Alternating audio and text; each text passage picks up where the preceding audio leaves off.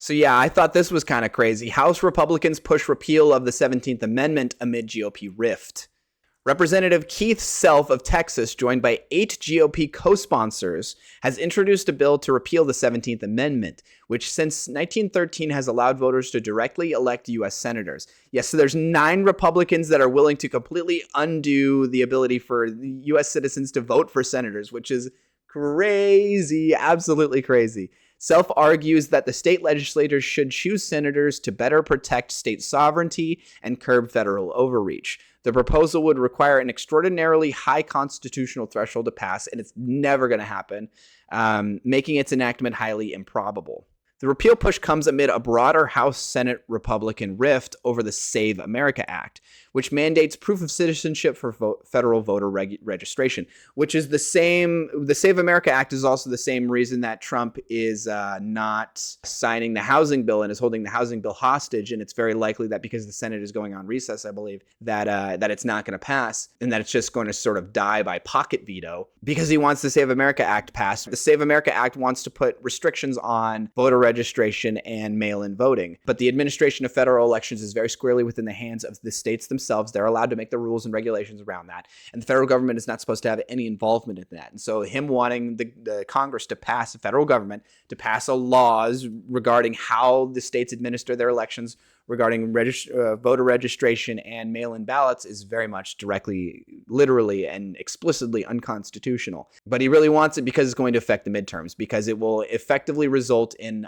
tons of people being disenfranchised because they won't be able to register to vote or vote by mail, and disproportionately more Democrats vote by mail. And so this is all a political ploy for the midterms. It's so that you can get disproportionately more Democrats disenfranchised than Republicans, because obviously if you were to do this sort of thing, if you were to disenfranchise all people who vote by mail and ballot, that some of them would be Republicans, but disproportionately they're Democrats. And so it's a political win for the Republicans. If they could completely do away with mail-in ballots, they would, because it would help them politically. Before the 17th Amendment, state legislators chose senators, a system critics said was prone to corruption and legislative deadlock.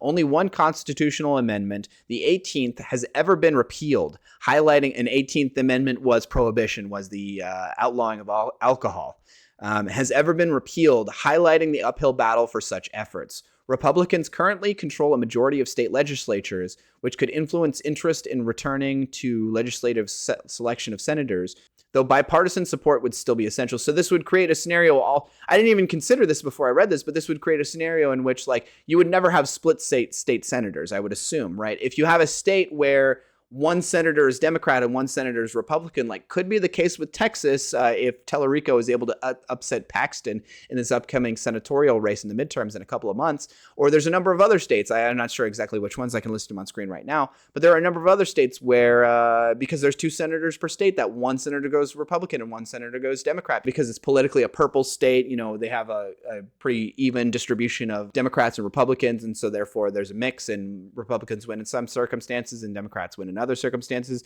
But like if the legislator chose, right, the legislator is going to be clearly in one party or another, right?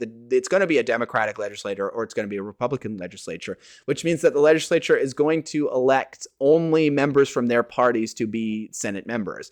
And so if you have like Texas, for instance, whose legislature is very firmly Republican, and I don't see that changing anytime soon, it's going to guarantee that you would always have 2 Republican senators in place. And likewise for the Democrats. But yeah, this would eliminate the option for there to be the possibility really at all for there to be split party senators from a specific state, which seems bad to me, I would think. I mean, it would create an explicitly more partisan type of distribution of senators. Repealing an amendment requires either 2/3 approval in both chambers of Congress and ratification by 3/4 of state legislatures, or constitutional convention called by 2/3 of states.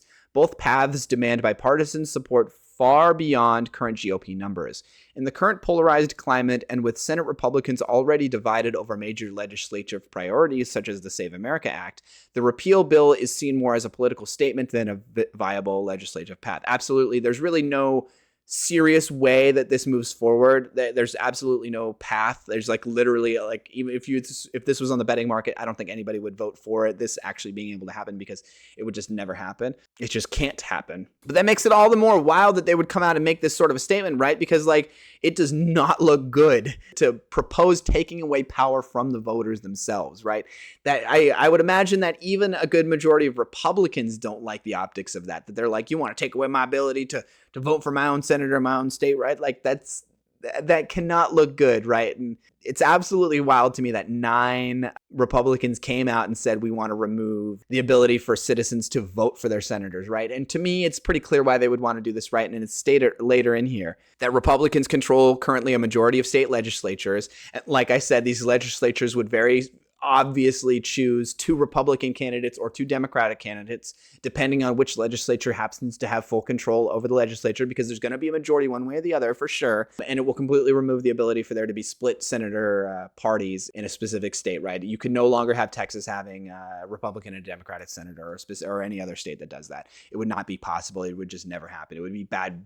It would be bad politics, right? Why would a Republican legislature ever vote to put in a Democratic senator, and vice versa? Why would a Democratic senator ever vote to put in a Republican senator? Now, unfortunately, knowing how the Democrats and the Republicans operate currently, it may even create a scenario where the Republicans would always just put in two Republican senators, and the Democrats, if it was like a specific type of like kind of swing statey Democratic legislature, they might like trying to appear bipartisan and not so partisan that they might even appoint a Republican moderate as one of the senators, right? And just helping the Republican cause for no reason, just shooting their own foot like the Democrats love to do.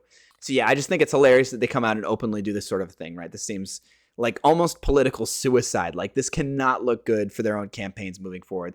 I'm not sure exactly which 9 it is. Maybe I'll list them on screen right now, but these 9 Republicans must be in extremely safe districts and not be worried about them being primaried or being usurped in any kind of way, or challenged electorally by Democrats.